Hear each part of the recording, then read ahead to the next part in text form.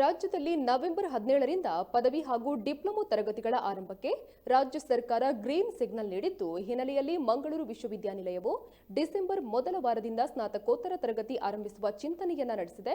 November 15ರ ಒಳಗೆ ಫಲಿತಾಂಶವನ್ನ ನೀಡಲು ಸಿದ್ಧತೆಯನ್ನ ಮಾಡಿಕೊಳ್ಳಲಾಗಿದ್ದು, ಸ್ನಾತಕೋತ್ತರ ತರಗತಿಗಳ ಪ್ರವೇಶಾತಿಯನ್ನ ಆರಂಭಿಸಲಾಗಿದೆ. ಇನ್ನು ಪ್ರವೇಶಾತಿ ಪ್ರಕ್ರಿಯೆ ಮುಗಿದ ಬಳಿಕ ಸ್ಥಳೀಯವಾಗಿ ಕೋವಿಡ್ ಪ್ರಕರಣಗಳ ಸ್ಥಿತಿಗತಿಯನ್ನು ಅವಲೋಕಿಸಿ ದಿನಾಂಕವನ್ನ ನಿರ್ಧರಿಸಲಾಗುವುದು ಎಂದು ಮಂಗಳೂರು ವಿವಿಯ ಕುಲಪತಿ ಪ್ರೊಫೆಸರ್ PS ಯಡಪಡಿತಾಯ ತಿಳಿಸಿದ್ದಾರೆ.